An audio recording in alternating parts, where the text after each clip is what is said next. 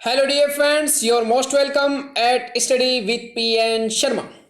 Dear friends, I'm really sorry आज हम थोड़ा लेट हो गए हैं कुछ टेक्निकल प्रॉब्लम्स को सोल्व करने के लिए, इसलिए आई एम रियली सॉरी। आगे से हम प्रयास करेंगे कि जल्दी से जल्दी अपलोड कर दिया जाए वीडियो ताकि आपको सुविधा रहे। तो डियर फ्रेंड्स, आज हम स्टार्ट करते हैं 25 मई 2020 दैनिक जागरण एनालिसिस। तो आज के दिन दैनिक जागरण में कौन कौन सी न्यूज है जो हमारे यूपीएससी एंड स्टेट पीसीएस के पॉइंट ऑफ व्यू से इंपॉर्टेंट है, उन सभी का हम डिस्कशन करेंगे। तो डिस्कशन करने से स्टार्ट करने से पहले एक बार हम देख लेते हैं कि वर्ल्ड में कोरोना के केसेस कितने हुए हैं। तो अगर पूरे वर्ल्ड की बात करें तो 54 लाख केसेज पहुंच गए हैं कोरोना वायरस के, जिसमें अमेरिका फर्स्ट नंबर पर है 16 लाख के साथ। अगर इंडिया की अगर बात करें तो 1,34,000 के साथ इंडिया भी शीर्ष 10 देशों में शामिल हो गया है। दिल्ली में 13,000 केस के साथ दिल्ली पूरे इंडिया में थर्ड नंबर पर बना हुआ है। राज्यों में अगर बात करें तो महाराष्ट्र 50,000 के साथ फर्स्ट नंबर पर चल रहा है। तमिलनाडु की अगर बात करें तो 16,000 केसेज के साथ सेकंड नंबर पर है। गुजरात 14,000 केसेज के साथ थर्ड नंबर पर, एंड फोर्थ नंबर पर दिल्ली 13,000 केसेज के साथ। तो ये सिंपली आप थोड़ा सा याद रखना। अब हम स्टार्ट करते हैं आज की न्यूज़। यहां पर थोड़ा सा याद रखना कि पूर्वी लद्दाख में LAC line of actual control, line of actual control. Problem क्या है माय डियर फ्रेंड्स, ये प्रॉब्लम के पीछे रीजन क्या है कि लाइन ऑफ एक्चुअल कंट्रोल जो इंडिया एंड चाइना के बीच में परमानेंट जो एक लाइन है वो अभी तक सॉल्यूशन नहीं हो पाया है कि किसकी कहाँ पर बॉर्डर है। इसमें हो क्या रहा है, बॉर्डर जो मान रहे हैं अभी प्रेजेंट में, अगर चाइना की बॉर्डर ये है एंड इंडिया की बॉर्डर ये है, इनमें कुछ बॉर्डर ओवरलैपिंग है दोनों के बीच में कुछ जगह। इसलिए जहाँ पर जगह पर जिन जगहों पर ये ओवरलैपिंग है तो होता क्या है कि चाइनीज सोल्जर ओवरलैपिंग जगह पर आ जाते हैं और इंडियन सोल्जर भी पेट्रोलिंग करते समय ओवरलैपिंग जो बाउंड्री है उसमें चले जाते हैं। जब ओवरलैपिंग बाउंड्री में जाते हैं तो होता क्या है, दोनों के बीच में झड़प हो जाती है। अब आप ही सोचिए कि आपका कोई खेत है, आपने खेत की बाउंड्री यहाँ तक बना रखी है, मीन्स आपकी बाउंड्री खेत की यहाँ पर है, लास्ट वाली बाउंड्री इस साइड यहाँ पर। एक दूसरा खेत है जिसकी बाउंड्री यहाँ तक है।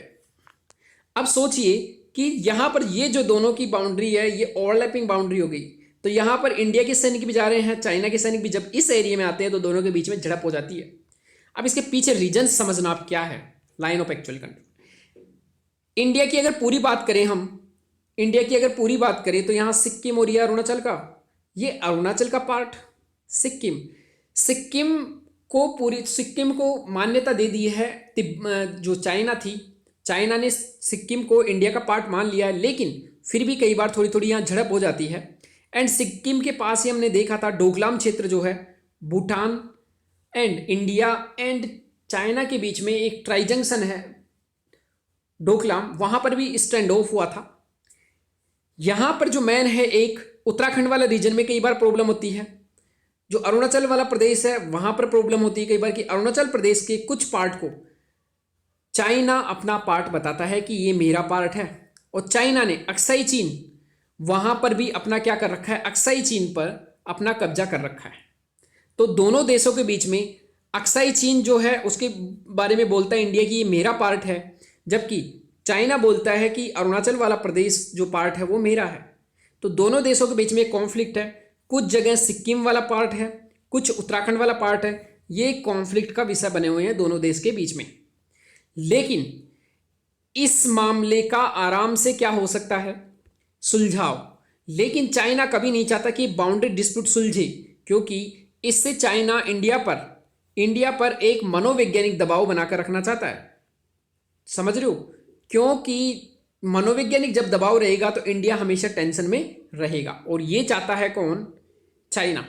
तो इसको हमेशा याद रखना कि ये डिस्प्यूट कहां कहां पर है। सेकेंड, एक छोटा सा पार्ट आप ये देखना, श्रम कानून। श्रम कानूनों में सुधार का मतलब ये नहीं कि श्रम कानूनों की समाप्ति। नीति आयोग की अध्यक्ष ने कहा श्रम कानून क्या है कि हमारे देश में दो तरह के श्रम है, एक तरफ संगठित क्षेत्र है, एक तरफ असंगठित क्षेत्र है। संगठित क्षेत्र उन क्षेत्रों को बोलते हैं जहां पर पेंशन, बीमा और जो भी आपकी छुट्टियां मिलने के बाद जो आपको सुविधाएं मिलती है, अगर आप बीमार हो जाते हो तो बीमा हो जाती है, बीमा की सुविधा मिलती है, जो भी गवर्नमेंट कर्मचारी रहते हैं, और कुछ अच्छी अच्छी कंपनियां जो रहती है जैसे इन्फोसिस है, और जहां पर एक पर्टिकुलर नियम कायदों के अनुसार जो कंपनियां चलती हैं उनको बोलते हैं संगठित क्षेत्र। असंगठित क्षेत्र वे क्षेत्र हैं जहां पर ना तो कोई कानून है, स्पेशली जो कानून का दायरे से बाहर है, जैसे पेंशन का कानून हो या फिर बीमा, छुट्टियों का लाभ मिलता हो जिनको, या फिर रिटायरमेंट होने के बाद उनको लाभ मिलते हैं, वो सभी लाभ यहाँ नहीं मिलते असंगठित क्षेत्र में। इस क्षेत्र को बोलते हैं, सेकंड वाला जो क्षेत्र है अनऑर्गेनाइज सेक्टर, इसको बोलते हैं असंगठित क्षेत्र। यहाँ पर ये सभी लाभ नहीं मिलते, इसीलिए इसमें आते हैं मजदूर, जितने भी हमारे लेबर रहते हैं वो आते हैं, फार्म लेबर सभी जो आपने देखा होगा, जो भी सिटीज है उसमें जो मलिन बस्तियों में रहते हैं सभी लोग इसी में आते हैं, जो दिहाड़ी का डेली जो वेजेस है उसमें काम करते हैं। तो यहाँ पर प्रॉब्लम क्या हुई थी कि कोरोना वायरस के कारण बहुत सारी जो कंपनियां थी वो बंद हो गई थी। तो वहां पर बंद होने के बाद जो श्रम है वो भी पलायन कर गया था गाँव की तरफ। तो सस्ता श्रम मिल जाए और लोगों को काम भी मिल जाए ऐसे समय में, तो जो श्रम कानून थे उनको ढीला कर दिया गया। मीन्स जो मिनिमम वेजेज हैं वो अब डिसाइड कर सकती है कंपनियां, जो और अन्य सुविधाएं जो श्रम के लिए मिलती थी श्रमिकों को, उनको भी थोड़े दिनों के लिए सस्पेंड कर दिया। जैसे अगर एग्जाम्पल लें हम, तो यूपी ने 3 साल के लिए श्रम कानूनों को क्या कर दिया, सस्पेंड मीन्स निलंबित। अगर कोई कंपनी 3 साल तक इन श्रम कानूनों का पालन नहीं करती है तो उस पर जुर्माना नहीं लगाया जाएगा। लेकिन साथ में हमें ये भी याद रखना कि बेसिक जो बातें हैं कि जैसे जीवन का अधिकार, जो सिक्योरिटी है, जो सुरक्षा है, पैमाना, उन सभी का तो अभी भी पालन किया जा रहा है। और इंडिया में बार बार कहा जाता है कि इंडिया में श्रम कानून थोड़े क्या किए जाएं, लिबरल किए जाएं। श्रम कानून ऐसे है कि एक बार किसी कंपनी में किसी को भर्ती कर लिया तो उसको निकालने में बहुत टेंशन आती है, आप उसको ऐसे ही नहीं निकाल सकते। इसलिए बहुत सारी फॉरेन कंपनीज श्रम कानूनों के कारण यहां निवेश करने से बचती है, तो ये आप याद रखना। सेकंड जो है हमने पहले भी देखा था, यहां पर फर्स्ट पेज पर कई दिनों से चल रहा है, नेपाल ने कहा काला पानी पर भारत के साथ वार्ता को तैयार। अभी देखो रुख क्या हो गया, नरम पड़ गया। पेज नंबर 3 पे अगेन आएगा। पेज नंबर 2 हमारे लिए किसी काम का नहीं है, नेशनल कैपिटल। पेज नंबर 3 इस पर हमारे लिए काम की न्यूज है। हमने पहले भी देखा था कि नेपाल के सुर में नरमी, कहा काला पानी पर भारत से वार्ता के लिए तैयारी। तो यहां पर हमने पहले भी देखा था कि ये सभी साक्षात में लिम्पिदुरा और लिपुलेख एंड काला पानी, ये सभी हमने पहले भी देखा था। और ये प्रॉब्लम कहां से स्टार्ट हुई, इतना सा याद रखना। प्रॉब्लम क्या थी अभी देखेंगे कि राजनाथ सिंह साहब ने क्या किया कि उत्तराखंड में 80 किलोमीटर लंबे लिपुलेख दर्रे को धारचूला से जोड़ने वाली सड़क का उद्घाटन किया। ये किस लिए किया, कैलाश मानसरोवर जाने के लिए। तो लिपुलेख तक हमने एक सड़क बनाई है, उसी के कारण नेपाल ने क्या विरोध किया था इसको भी देखेंगे। नेपाल बोलता है कि ये मेरी जमीन है, इसीलिए यहां पर लिम्पियदुरा, लिपुलेख और काला पानी को अपना क्षेत्र बताया था, एक राजनीतिक मैप बनाया हाल ही में, उसी के कारण। तो इसको आप जरूर पढ़ना। साथ में एक क्या किया गया कि सीमा पर जो बॉर्डर पोस्ट है, बॉर्डर आउटपोस्ट, उसकी संख्या भी बढ़ा दी है किसने, नेपाल ने। तो ये ज्यादा इंपॉर्टेंट नहीं है, बस थोड़ा सा याद रखना कि क्या मामला है। यहां पर हमने पहले भी देखा था, इस मैप को हमने पहले भी डिस्कशन किया है। मैप क्या है, यहां पर नेपाल, इंडिया एंड चाइना।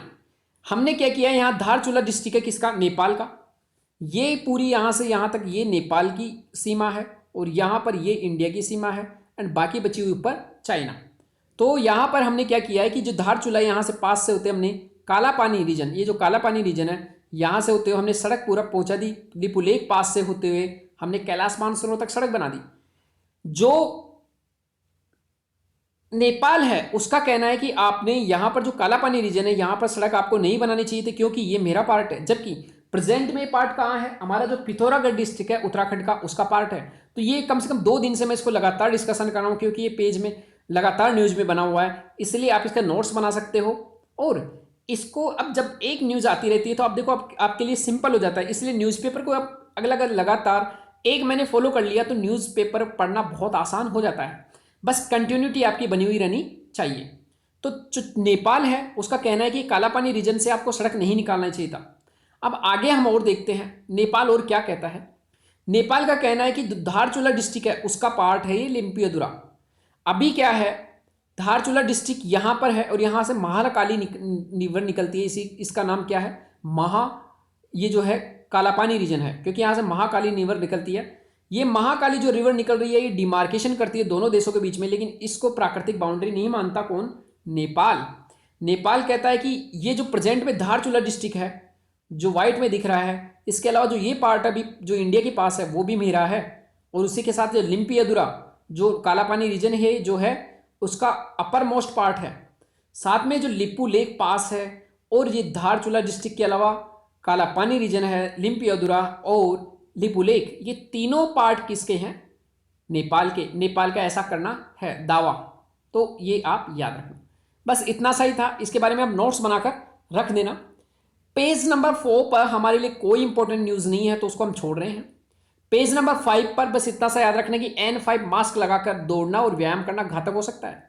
तो ये थोड़ा सा याद रखना कि ऐसा नहीं कि N5 मास्क लगाकर, N5 मास्क क्या होता है इतना सा थोड़ा याद रखना कि जनरली हम कोई कपड़े का मास्क यूज करते हैं तो उससे वायरस या कोई भी कीटाणु पार हो सकते हैं धूल के कारण, लेकिन N5 मास्क जो है लगभग 99% जो कीटाणु है उनको रोक लेता है। इसको बहुत अच्छे से एक पर्टिकुलर टेस्टिंग के बाद बनाया जाता है। पेज नंबर 5 ये हमारे बहुत इंपॉर्टेंट है, इसको कभी भी आप यूटिलाइज कर सकते हो मेंस के लिए। माइग्रेशन आयोग, हर राज्य के पास एक माइग्रेशन आयोग होना चाहिए। उस राज्य से कितनी जनसंख्या बाहर जा रही है अन्य राज्यों में काम करने के लिए, उसका लेखा जोखा हमारे पास होना चाहिए, ताकि हम उन श्रमिकों की सुविधाओं का, सामाजिक आर्थिक राजनीतिक जो उनके अधिकार हैं उनका हम संरक्षण कर सकें। अदरवाइज क्या होता है कि यूपी से काम करने जा रहे हैं लोग महाराष्ट्र में, और जैसे ही लॉकडाउन की जैसी समस्या है तो उनका सामाजिक आर्थिक सुरक्षा है ही नहीं, वापस लौट के उनको यहाँ आना पड़ रहा है। तो जिस राज्य में आप काम कर रहे हो, जिस राज्य के लिए काम कर रहे हो, कम से कम उस राज्य को आपको सुविधा तो देनी चाहिए। तो उसी के लिए माइग्रेशन आयोग कौन बना रहा है, यूपी। और ये दोनों काम करेगा, एक तो लोगों को रोजगार देने का काम करेगा, और लोग अगर दूसरी जगह जा रहे हैं तो उनके सभी अधिकारों की रक्षा का काम करेगा। तो माइग्रेशन आयोग हमेशा इंडिया के लिए होना चाहिए। ये बहुत अच्छा पॉइंट है जिसको हम कभी भी यूटिलाइज कर सकते हैं। झूठ फरेब का पर्दाफाश करता सत्य, ये कोई काम का नहीं है। आप श्री राम जन्मभूमि, अगर आप नॉलेज बढ़ाना चाहो तो पढ़ सकते हो। नो नीड, आवाजाही पर अंकुश, हवाई यात्रा, कोई जरूरी नहीं है अभी पढ़ने का। शिक्षा बने अवसरों का माध्यम, यहाँ पर जो इन्होंने बातें लिखी है वो यूपीएससी के पॉइंट ऑफ व्यू इंपॉर्टेंट नहीं है। रोजगार के लिए छोड़िए इसको, कोरोना संकट के दौर में ऐसी रणनीति अपनानी चाहिए, बस केवल बातें हो सकती है। कई मायनों में अनूठी है यह ईद, बस थोड़ा सा देख लेना, बट हमारे लिए इंपॉर्टेंट नहीं है यूपीएससी के लिए। सभी को मैं कहना भूल गया, आप सभी को माय डियर फ्रेंड्स, आप सभी को मेरी तरफ से ईद मुबारक। यहां पर प्रवासियों के सुख दुख को प्रभावित करते पहलू, ये थोड़ा सा इंपॉर्टेंट है। इसमें क्या क्या याद रखोगे, इसमें जो मेन पॉइंट्स हैं उनको याद रखने ना, कि यहां पर रेवेंस्टाइन एक ब्रिटिश विद्वान थे, इन्होंने कहा था कि जहां पर भी अगर ये गांव है, अभी हमारा विलेज है, और एक जगह है शहर, यहां पर है सिटी, अगर यहां पर आपके साथ डिस्क्रिमिनेशन होता है तो आप ऐसी जगह जाने की कोशिश करोगे जहां पर आपके साथ डिस्क्रिमिनेशन नहीं होते हो और जहां आपको सभी सुविधाएं मिलती हो। एग्जाम्पल के लिए अभी हमारे गांव में, विलेज में क्या प्रॉब्लम है, एजुकेशन अच्छी नहीं है, प्रतिकूल परिस्थितियां, रोजगार के अवसरों की कमी है, कई बार सांस्कृतिक संघर्ष हो जाते हैं। सांस्कृतिक संघर्ष का मतलब क्या है कि जातिवाद यहां ज्यादा पाया जाता है, लोगों को वो काम नहीं करने दिया जाता। जैसे अगर पंडित लोग हैं या फिर जो उच्च जाति के लोग हैं, वो लोग क्या करेंगे कि जो नीची जाति के लोग हैं उनके हाथ का बनाया हुआ खाना नहीं खाएंगे तो वो रेस्टोरेंट नहीं खोल सकते। तो इसीलिए ऐसे मामले में, और सामाजिक अस्वीकृति, तो ऐसे मामले में क्या करेंगे, ये जो गांव के लोग हैं या कोई ऐसा एरिया है जहां पर ये सभी प्रॉब्लम है, तो ऐसे एरिया की तरफ पलायन करेंगे जहां पर उनको इन प्रॉब्लम से छुटकारा मिल सके। और ये इंडिया में कहाँ होता है, शहरों में। शहरों में न जातिवाद होता है जनरली, शहरों में अच्छी शिक्षा है, अच्छा स्वास्थ्य है, सब सुविधाएं मिलती है। लेकिन इससे प्रॉब्लम क्या होती है, जो गांव से लोग शहरों में आते हैं उनके लिए बड़ी प्रॉब्लम ये हो जाती है कि उनको मलिन बस्तियों में रहना पड़ता है। और इसीलिए यूपीएससी ने एक बार क्वेश्चन भी पूछा था कि विदाउट स्मार्ट विलेज बने हुए जो स्मार्ट सिटी आपने प्रोग्राम चलाया है वो सफल नहीं हो सकती, क्योंकि स्मार्ट सिटी आप चला रहे हो, वापस लोग पलायन करके गाँव से यहाँ पर आएंगे और आपकी स्मार्ट जो सिटी है उसको खराब करेंगे। खराब करने का मतलब, अगर जल की सप्लाई अपन 10 लोगों के लिए कर रहे हैं तो अगर 100 लोग उस पर डिपेंड हैं तो कैसे कंप्लीट हो पाएगा। Road, transport, metro, Delhi metro का हालत देख लो, उसमें बैठने वालों की संख्या कम होनी चाहिए लेकिन उसमें इतनी ज़्यादा भीड़ रहती है कि बहुत प्रॉब्लम। जो संसाधन है उनके ऊपर अननेसेसरी बर्डन आ जाता है। लेकिन इन्होंने कहा कि जनरली होता है माइग्रेशन ऐसे कि अच्छा एरिया से जो जहां पर प्रॉब्लम है उस एरिया से अच्छे एरिया की तरफ। लेकिन अभी जो प्रेजेंट में हुआ है वो है लॉ ऑफ रिवर्स माइग्रेशन। अभी प्रेजेंट में रिवर्स माइग्रेशन हुआ है, ये बड़ा प्रॉब्लम है। रिवर्स माइग्रेशन का मतलब लोग, law of reverse migration means लोग जो शहर थे जहां उनको थोड़ी सुविधाएं थी वहां से वापस अपने गांवों की तरफ पलायन कर गए। किस कारण? कोरोना वायरस के कारण, क्योंकि यहां जो सुविधाएं उनको मिल रही थी वो पूरी तरह बंद हो गई। यहां पर एक आप याद रखना, असंगठित क्षेत्र मैंने पहले ही बता दिया। असंगठित क्षेत्र क्या होता है? जो भी रोजगार रहते हैं उसमें दो तरह के रोजगार वाले एरिया रहते हैं, एक संगठित और एक असंगठित। संगठित क्षेत्र में वो लोग रहते हैं जो सभी तरह के उनको काम करने का मौका मिलता है, सभी तरह की पेंशन उनको मिलती है, जो सुविधाएं हैं बीमा वो सभी, अगर वे छुट्टी हो जाती है संडे की, सैटरडे, सेकंड सैटरडे, तो उनका भी उनको वेतन मिलता है। लेकिन यहाँ मजदूर जो असंगठित क्षेत्र है उनको ऐसी कोई सुविधा नहीं मिलती है। एक हम देखेंगे यहाँ जनधन जो अकाउंट है उसको आधार से लिंक किया गया है। मीन्स जो जनधन है, जनधन अकाउंट क्या होता है, ये एक इंपॉर्टेंट है, इससे हम सुविधा दे सकते हैं लोगों को। एक हमको ये देखना है, एक यहाँ पर हमको देखना है एक देश एक राशन कार्ड, ये एक यहाँ स्कीम आई है, तो उसके बारे में भी हम पढ़ेंगे कि ये क्या है, एक देश एक राशन कार्ड, तो उसके बारे में भी हम देखेंगे। जीडीपी आप लोग जानते हो कितनी परसेंट इनकी, यहाँ पर कितना परसेंट इनका जीडीपी में योगदान है, ये सब हमको डाटा याद करने की जरूरत नहीं है। डाटा नहीं भी याद करोगे तो कोई प्रॉब्लम नहीं है। यहाँ पर एक जो इंपॉर्टेंट है हमारे लिए, प्रधानमंत्री मत्स्य संपदा योजना, इसके बारे में हम डिस्कशन करेंगे। हमने पहले भी देखा था प्रधानमंत्री मत्स्य संपदा योजना क्या है कि यहाँ पर मछली का प्रोडक्शन बढ़ाएं, प्रोसेसिंग बढ़ाएं, मिस खाद्य प्रसंस्करण और एक्सपोर्ट बढ़ाएं। इन सभी के लिए गवर्नमेंट ऑफ इंडिया सहायता दे रही है। तो जो प्रधानमंत्री मत्स्य संपदा योजना है इसके तहत इंडिया में किसानों का जो मछली पालन है उसको कैसे बढ़ाएं, उसको प्रोसेसिंग कर उसका क्या लाइफ जो है उसको बढ़ाएं और फिर उसका एक्सपोर्ट करें। तो तीनों तरीके से हमारे पास क्या होगा, हमारे पास ज़्यादा से ज़्यादा पैसा इनकम होगा किसानों को। और जहाँ यहाँ ज़्यादातर जो दे रखा है डाटा, उसमें से कुछ डाटा आपको अच्छा लगे तो आप लिख सकते हो, बाकी हमको ज़्यादा डाटा के चक्कर में नहीं पड़ना है।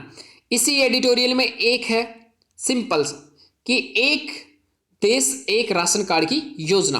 तो यहाँ पर इस तीनों दो जो योजनाएं हैं, एक जनधन अकाउंट, एक राशन कार्ड की योजना, पूरे एक राष्ट्र एक राशन कार्ड की योजना, इन सभी को हम डिस्कशन करेंगे। तो यहाँ पर आप देखना ये वाला पॉइंट, एक राष्ट्र एक राशन कार्ड। तो यहाँ पर one nation one ration card क्या है कि सेंट्रल गवर्नमेंट ने समय सीमा निर्धारित की है कि 30 जून तक 2020 तक सभी राज्य और यूनियन टेरिटरीज क्या करेंगे, एक राशन कार्ड लाएंगे पूरे देश में।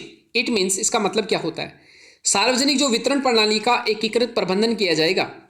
सार्वजनिक वितरण प्रणाली के तहत जो पीडीएस के तहत हमको जो खाद्य मिलता है, सस्ता अनाज मिलता है, उसके लिए हम एकीकृत प्रबंधन कर रहे हैं। मीन्स ये एक सेंट्रल सेक्टर स्कीम है जिसमें पूरा पैसा कौन देगा, खर्चा सेंट्रल गवर्नमेंट। इसमें ये किस मंत्रालय के अंतर्गत आता है, उपभोक्ता मामले और खाद्य और सार्वजनिक वितरण मामले। इसमें है क्या, पहले ये देख लेते हैं। One nation one ration card का मतलब क्या है, अगर कोई व्यक्ति महाराष्ट्र का है, अगर कोई व्यक्ति यूपी का है, तो यूपी का है तो उस राशन कार्ड जो यूपी का बना हुआ है उसका उपयोग वो केवल यूपी में कर सकता था। उसके द्वारा वो पीडीएस जो है, पब्लिक डिस्ट्रीब्यूशन सिस्टम, सार्वजनिक वितरण प्रणाली के तहत जो सस्ता अनाज मिलता है उसको वो दूसरे राज्यों में नहीं खरीद सकता था। लेकिन अब क्या होगा, इस राशन कार्ड का वो किसी भी राज्य में उपयोग कर सकता है। उसके लिए one nation one ration card योजना लेकर आए। ये उपभोक्ता मामले और खाद्य सार्वजनिक वितरण मंत्रालय के अंतर्गत लाया गई है। उद्देश्य क्या है, खाद्य वितरण का देशव्यापी पोर्टेबिलिटी। पोर्टेबिलिटी का मतलब होता है कि कहीं पर भी हम उस सामान को खरीद सकें, ले सकें, वो है पोर्टेबिलिटी। नेशनल डाटा रिपोजिटरी बनेगी जिसमें डाटा दोहराव को रोका जाएगा और लाभार्थियों को जो परिवार कोटे का केवल 50% ही अनाज मिलता है।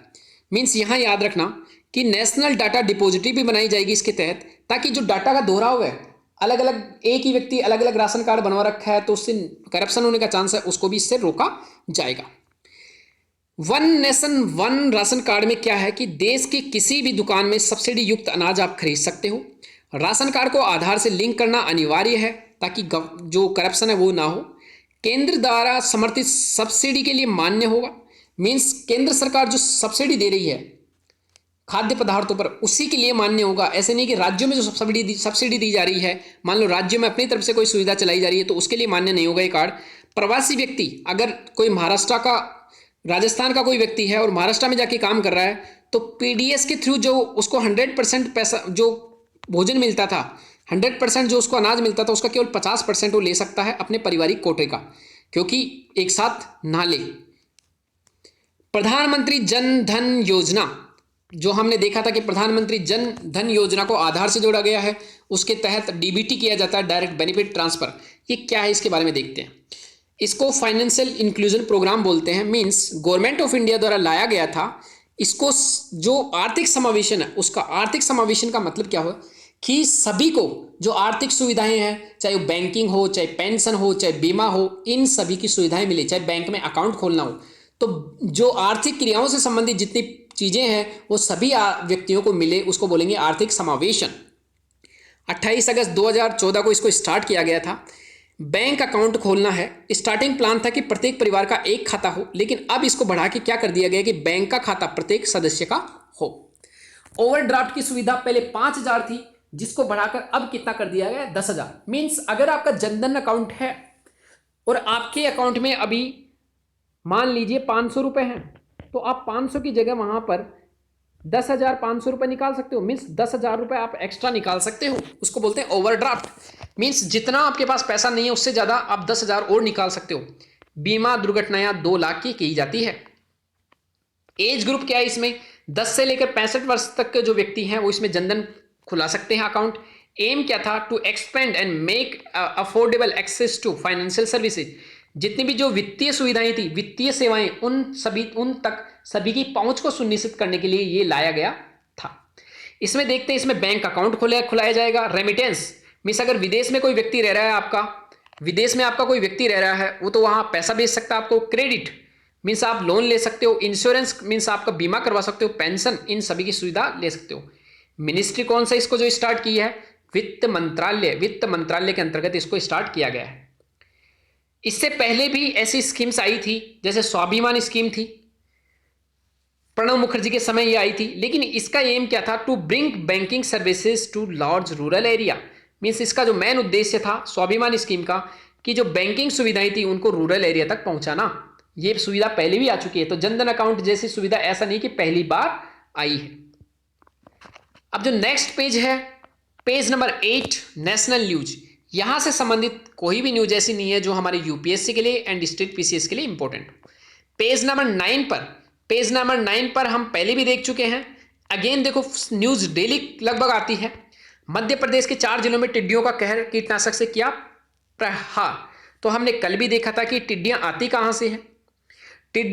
कहां से है, और आप कभी भी आपको क्वेश्चन पूछा जा सकता है कि यहां से एक बनाया जा सकता है एथिक्स में ऐसे ही बनाई जाती है। कोई भी केस स्टडी कि आप किसी पर्टिकुलर डिस्ट्रिक्ट के डीएम हो, आप क्या करोगे, आपके वहां पर कहर आ गया है टिड्डियों का, या फिर कोई अन्य भी ऐसी आग, यहां पर कीटनाशक की जगह आग कर सकते हैं, भूकंप कर सकते हैं, बाढ़ कर सकते हैं। तो इसी टाइप का आपका सोच होना चाहिए। यहां पर क्या किया गया, देखो यहां पर क्या किया गया है।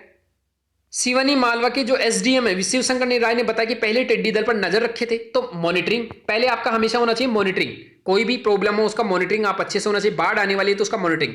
फिर टिड्डी दल की ओर से आने की सूचना मिली तो यहां पर सूचना, इंफॉर्मेशन पहुंचाओ जितना जल्दी हो सके उसके लिए। और उसके बाद जो भी आपको काम करना है, चाहे वो छिड़काव करना है, तो वहां पर जो आपकी गाड़ियां हैं, अगर आग लगी है तो वह आग के लिए क्या करेंगे, पहले से ही हम पूरा फायर एम्बुलेंस जो है उसको तैयार रखेंगे।